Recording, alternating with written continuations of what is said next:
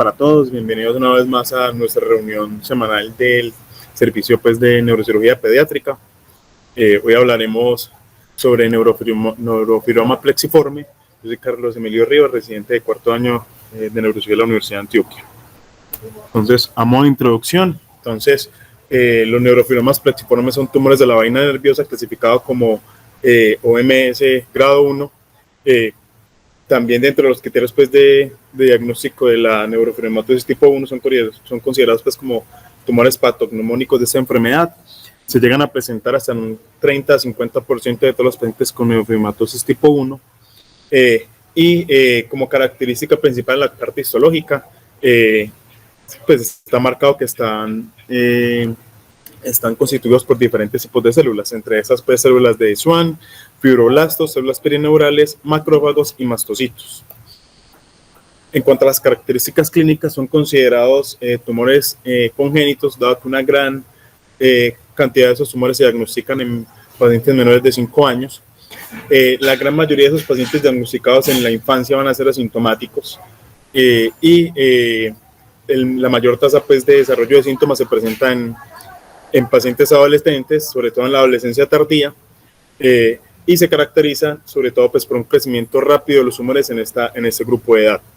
En cuanto a la localización, digamos que se pueden hallar en cualquier parte del cuerpo, siendo más frecuente encontrarlos en la parte craneofacial, el cuello, la pelvis y las extremidades inferiores. En cuanto a los signos y síntomas, entonces, el principal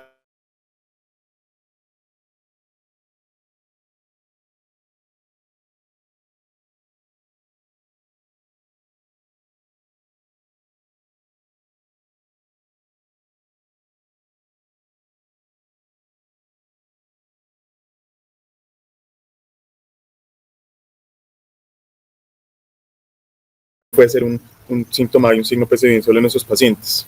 En cuanto al desarrollo de los síntomas y el tipo de síntomas, va a depender mucho con la localización, el tamaño y más que el tamaño también en la tasa de crecimiento del tumor también puede estar asociado al desarrollo de los síntomas. Los nervios que estén envueltos y afectados por el tumor incluso pueden llegar a afectar y comprimir la médula espinal y la edad. Entonces, en cuanto a la edad, entonces los niños se ven más afectados en el área craneofacial y el cuello, y es donde van a desarrollar la mayoría de los síntomas, siendo la deformidad y a veces cefalea y dolor localizado en la zona del tumor el síntoma principal. Y en los adultos se va a caracterizar sobre todo por un compromiso a nivel del tronco, sobre todo a nivel de abdomen y pelvis. También van a presentar síntomas de compresión del plexo braquial o del plexo lumbosaco. Acá les traigo un estudio que evaluó de manera retrospectiva el desarrollo de los síntomas de los pacientes con neurofibromas plexiformes que tenían neurofibromatosis tipo 1. Entonces, ¿a qué conclusión llega el estudio? Entonces, el dolor va a ser el síntoma principal. Hasta casi el 70% de sus pacientes van a manifestar dolor como casi que único síntoma.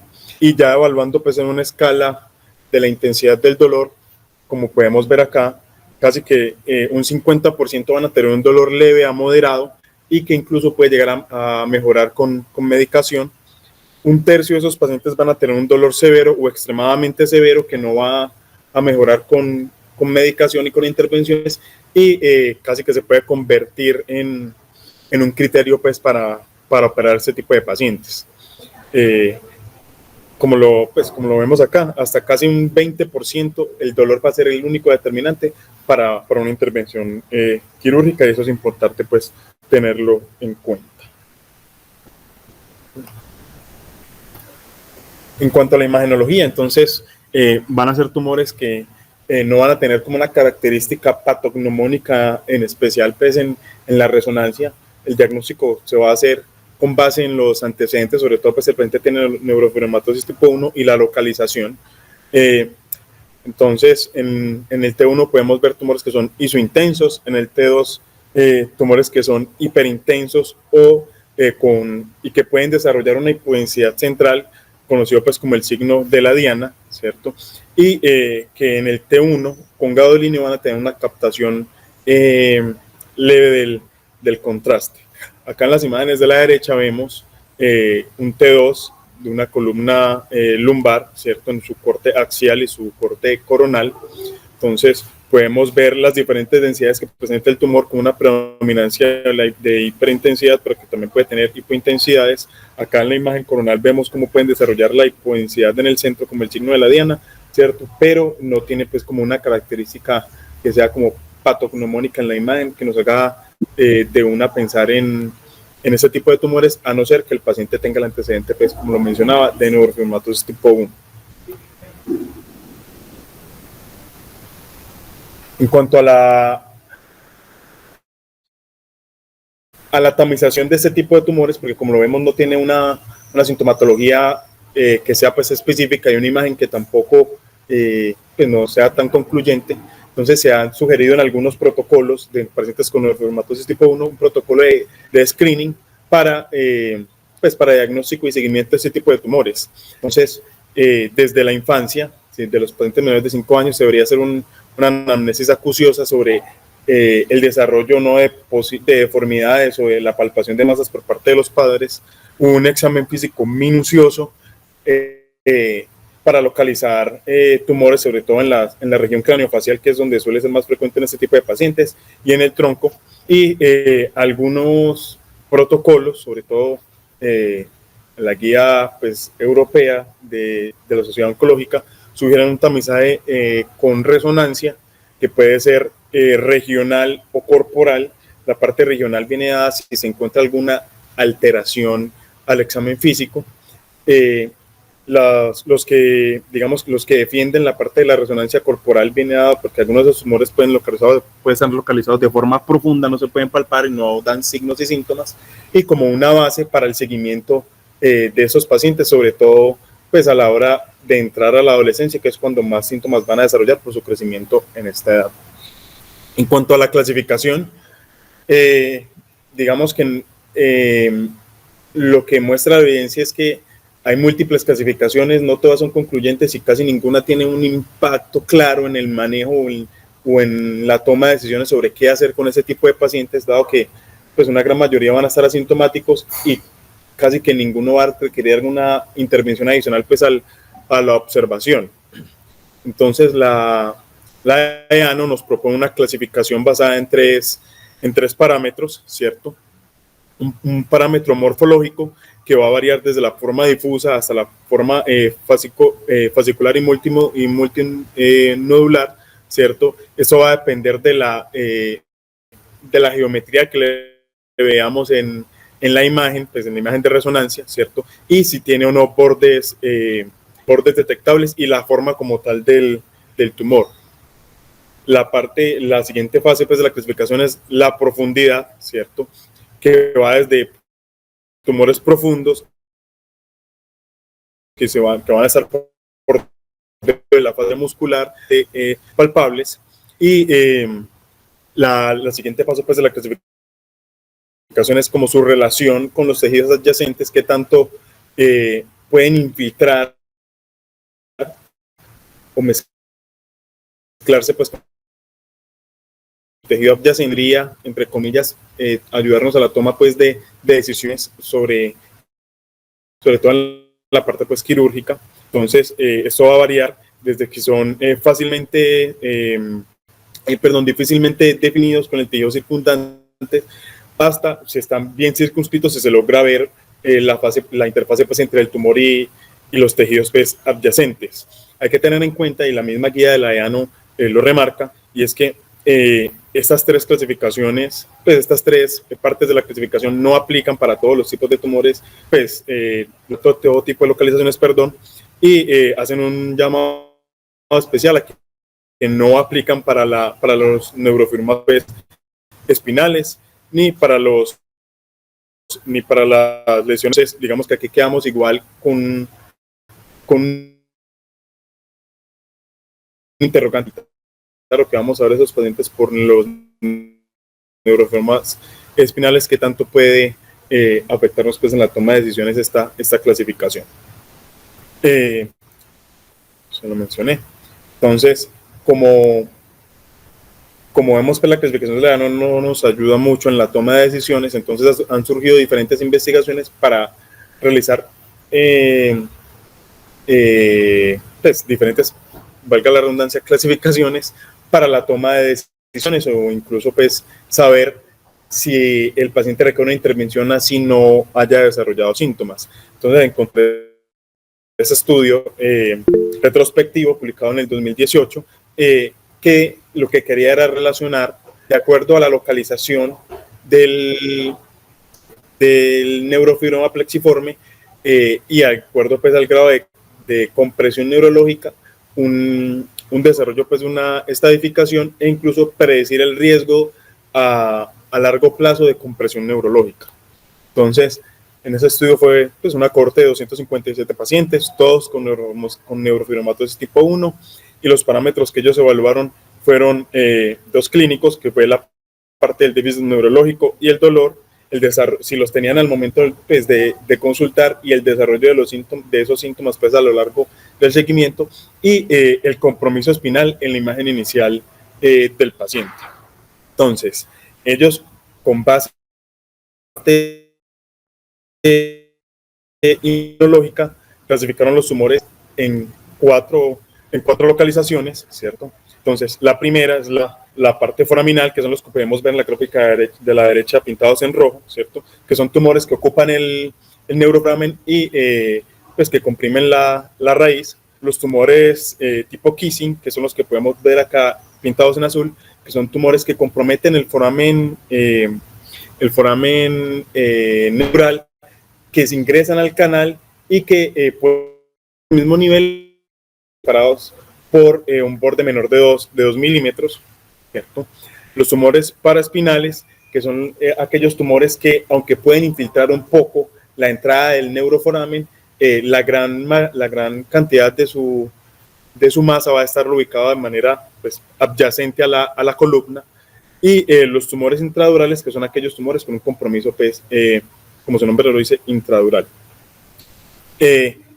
Con base en los tres parámetros que vimos, la parte imagenológica y el desarrollo de síntomas, ellos al final clasifican los neurofibromas plexiformes en tres grupos. El grupo A, que son aquellos tumores que comprometen la parte cervical en el mismo nivel, o sea, los tumores tipo kissing. El grupo B, que son tumores paraespinales lumbares, y el grupo C, que son lesiones netamente intradurales.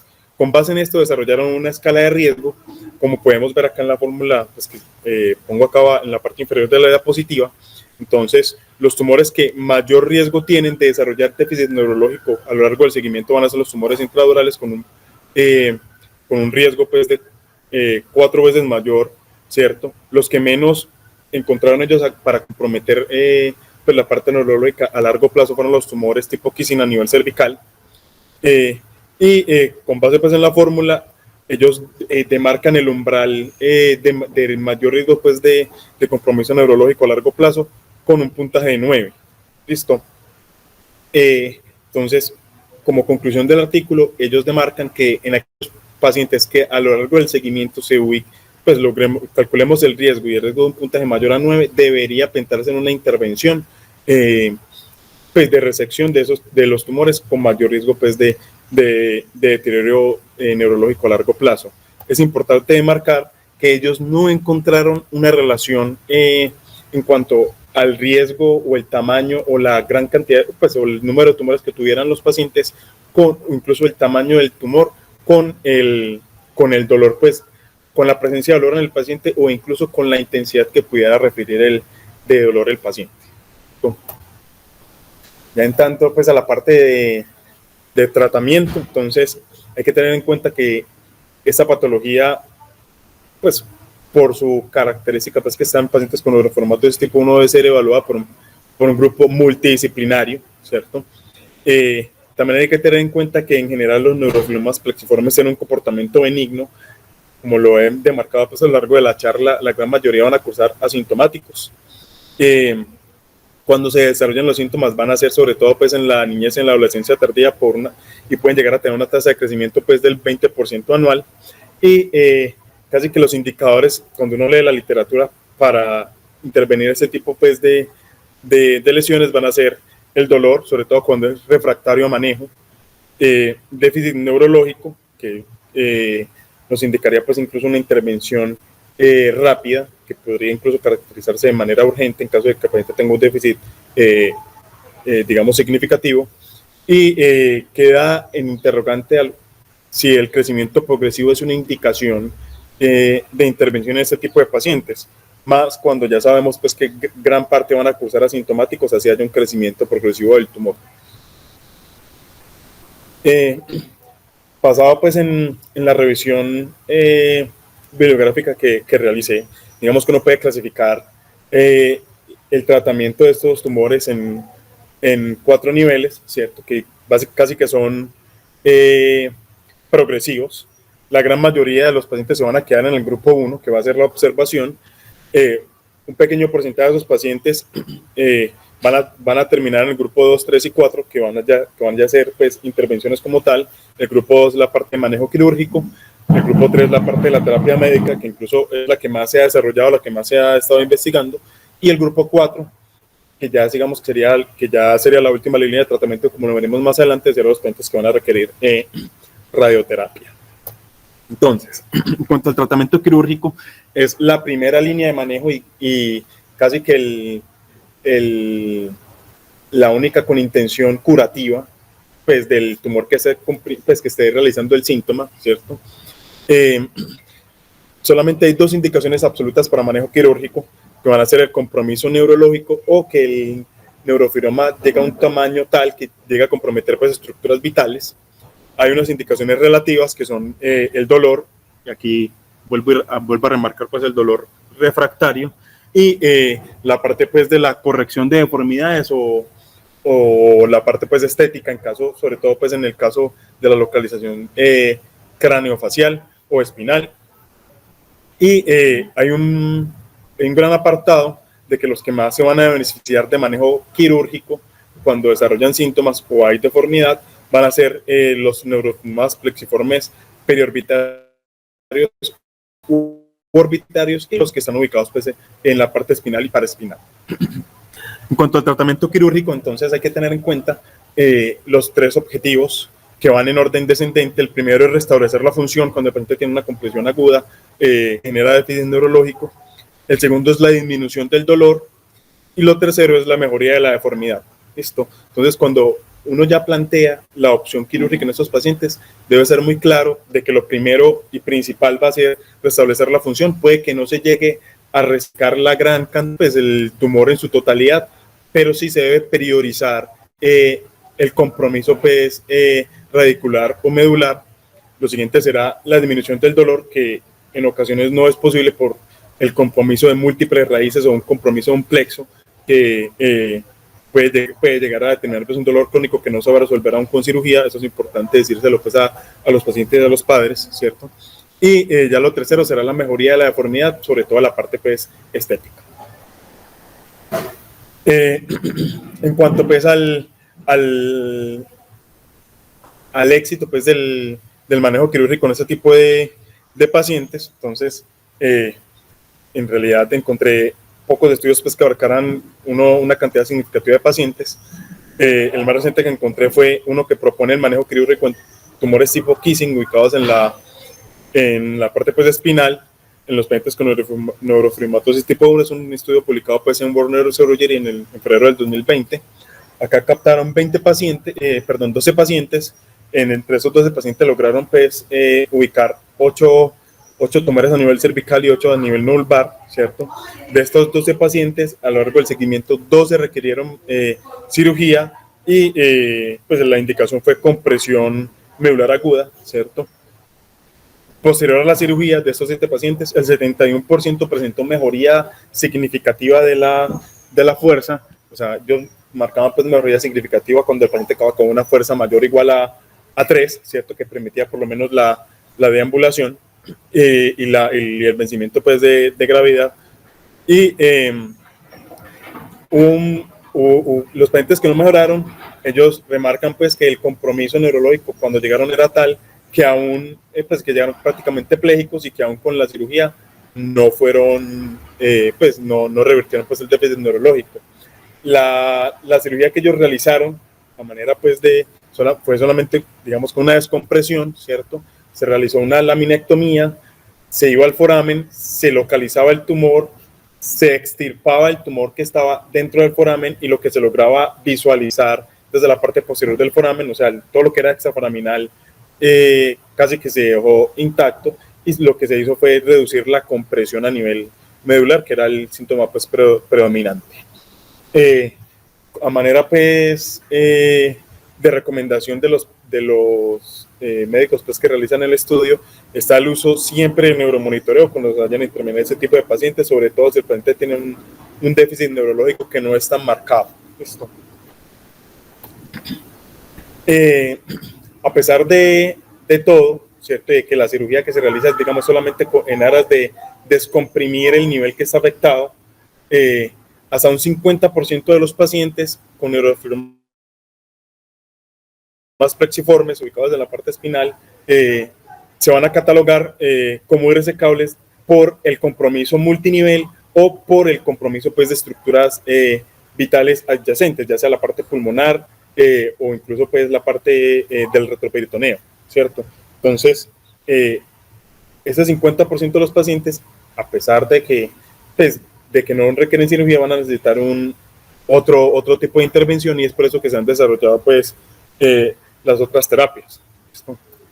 Entonces, hablando ya de la terapia médica, que sería como el tercer escalón, perdón, de la gráfica que les monté anteriormente, entonces se han desarrollado hasta el momento 3 grupos de intervención cuando la cirugía no es viable o cuando por cirugía no es posible descomprimir totalmente la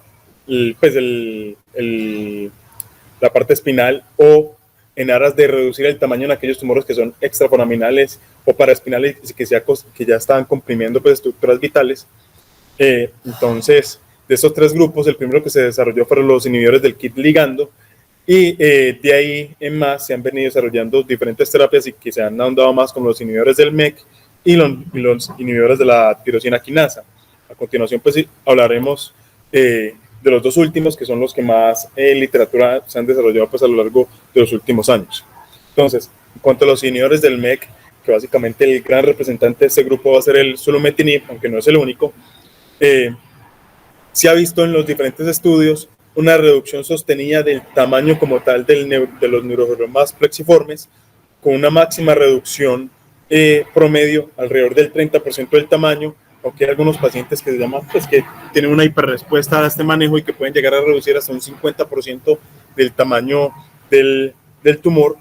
Se ha visto también que hasta casi el 70% de la respuesta, si es que el paciente va a responder, se va a obtener en el primer año de tratamiento. Entonces, digamos, cuando ya el paciente ha llegado a este punto, que ya tiene el solumetinib y ya ha completado el primer año de tratamiento, digamos que lo que se podría casi que estimar que lo que cambió fue el cambio esperado, y que el cambio va a ser muy poco pues, en caso de continuar la terapia a largo plazo. También se ha visto pues, que la dosis máxima tolerada en los pacientes a lo largo de los estudios va a ser 25 miligramos por metro cuadrado. El otro grupo que se ha desarrollado últimamente va a ser los inhibidores de la tirosina quinasa. En este grupo, pues, el medicamento pues, estrella va a ser el cabozantinib. Va a tener como blancos también inhibir el MET1 y 2, pero además va a tener un impacto en la inhibición pues, del receptor del factor de crecimiento vascular endotelial tipo 2. Aquí los estudios que se están realizando todavía están en fase 1 y 2. Muy pocos han incluido pues, pacientes menores de 18 años, y de hecho ninguno ha incluido pacientes menores de 16 años. Y lo único que se puede concluir de los estudios es que ha mostrado un impacto en el tamaño, aunque todavía no es concluyente el impacto real en este tipo pues, en este tipo de objetivo, y no se recomienda pues, su uso todavía en pacientes pediátricos, porque no hay ningún estudio pues, que haya incluido pacientes menores de 16 años. Ya, digamos, para terminar la parte del tratamiento, entonces, la radioterapia, que es el último nivel de tratamiento, es la que tiene evidencia más limitada, solamente algunos casos pues, de estudios retrospectivos y con muy pocos pacientes, casi que pacientes de serie de casos. La evidencia pues, que hay para el uso de este tipo de terapia va a ser pues, sobre todo derivada de otros tumores pues, mesenquimales como los meningiomas y los schwannomas. Y acá en la población pediátrica tenemos el mismo problema de algunos medicamentos pues, de la terapia médica, y es que la gran mayoría de estos pacientes van a ser adultos, y sobre todo adultos en la tercera o cuarta década de la vida, por lo que por el momento no se recomienda pues, su uso en pacientes pediátricos, dado que no se conoce el impacto, sobre todo a nivel de efectos adversos, aún de la radiocirugía estereotáxica en este tipo pues, de población. Ya para resumir, entonces, traigo esta gráfica que resume pues, la intervención o la evaluación de estos pacientes con neuropiliomas plexiformes. Entonces, lo primero que vamos a hacer es evaluar si el paciente es sintomático o asintomático. Si el paciente está asintomático, la conducta será observación con una evaluación de una imagen anual y una evaluación clínica anual. Si el paciente está sintomático, entonces es importante evaluar cuál es el síntoma que desarrolló el paciente, ¿cierto? Si el paciente tiene dolor, si hay una deformidad, ¿cierto? Si hay progresión del tamaño o progresión de los síntomas y cuál es el órgano, el sistema pues, que está comprometido. Es importante destacar que este tipo pues, de patología siempre debe ser intervenida pues, por un grupo multidisciplinario, ¿cierto? Y en este mismo grupo multidisciplinario se va a ver cuál es el área más afectada, ¿cierto? Como lo vemos acá pues en la gráfica, y de acuerdo a eso, digamos que tenemos unos especialistas que van a verse más involucrados. En nuestra parte, sobre todo va a estar cuando hay compromiso pues de la médula espinal y sobre todo si hay o no compromiso neurológico del paciente, ¿cierto? Lo siguiente será evaluar si la resección máxima pues la resección completa del tumor es feasible, ¿cierto? Sin que acarree mayor riesgo para el paciente. Entonces, si el paciente está sintomático y es posible una reducción total o subtotal que no lleve a mayor riesgo al paciente y que pueda resolverle el síntoma que lo está causando, entonces la conducta será cirugía. Y en caso de que la cirugía no sea un método de tratamiento eficaz para resolver el problema del paciente, ya sea por las comorbilidades que acarrea, el riesgo o el compromiso de estructuras vitales, se considerará pues el uso de terapia médica como segunda opción. También, digamos que ninguna de las dos son excluyentes, se podría realizar una cirugía, una resección parcial y luego pasar pues, a la terapia médica para resolver los síntomas del paciente. ¿Listo? Y eso era todo lo que traía para el día de hoy. Gracias, Carlitos. Hombre, yo no tengo ningún comentario. Lo único es que algunos pacientes tienen una deformidad estética horrible y eso me da la impresión de que no hay nada para hacer. Eduardo, si tiene alguna experiencia con esto, pues adelante, pero creo que es una enfermedad, aunque la mayoría son asintomáticos, de muy mal pronóstico. Carlos, ¿qué conclusión saca finalmente? Profe, digamos que la conclusión final es que gran parte de los pacientes, la conducta va a ser casi que observación.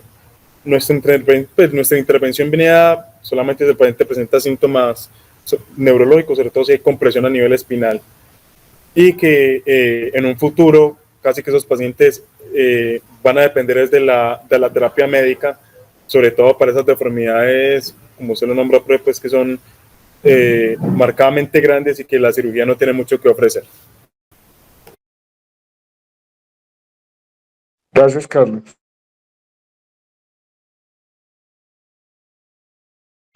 ¿Alguien tiene buenos días a todos. Hola, Eduardo. Oh, hola, Nachito, buenos días.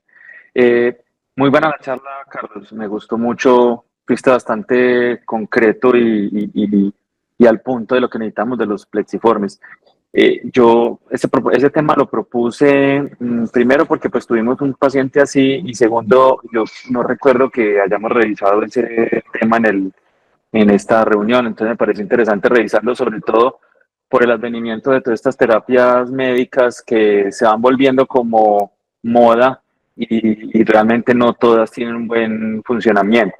El coselugo que fue el que presentó y Carlos es como el que mejor evidencia tiene y él como que ha ayudado a que estos irresecables no vayan a dañar la calidad de vida del paciente. Pero estoy absolutamente de acuerdo con la indicación quirúrgica que dijo Carlos. He tenido como la experiencia de hacer como en casi todas partes un plexiforme, pero el que más me llamó la atención es uno que hicimos craneofacial con cirugía plástica. Fue muy interesante porque pues sacamos todo el neurofibroma y plástica llegó a hacer toda la reconstrucción, incluyendo el ojo. Ya tenían prótesis de ojo y todo. La reconstrucción fue muy bonita, pues quedó muy bien la paciente. Pero sí, lo que dice Nacho tiene toda la razón. En lo que son craneofaciales son absolutamente deformantes y realmente dañan mucho la calidad de vida del paciente. Por eso, y comparto mucho las guías europeas y es la misma que aplican en Argentina, y es hacer un tamizaje completo del paciente con resonancia corporal completa para tener un iniciador de seguimiento de algunos. Entonces eso lo que permite es enfocarse en los que posiblemente puedan crecer y estar pendiente antes de que hagan la deformidad o intervenciones previas, ¿no es cierto? Entonces, creería yo que uno de los mensajes para llevar a la casa también es que si tenemos un paciente de esos, sería bueno tamizarlo completo para saber cuál va a ser su progresión. Pero la realidad es lo que dijo Carlos, es completamente de acuerdo. Tiene seguimiento realmente, el seguimiento se hace, imagenológico, se opera cuando tienen el déficit neurológico, el dolor es intratable o tienen compromiso pues de sí, que sea resecable con algo vital. Y la terapia que está cogiendo fuerza médica es el coselugo, pero creo que no hay nada más que podamos hacer excepto tratar de hacer un buen seguimiento de estos pacientes. Muchas gracias.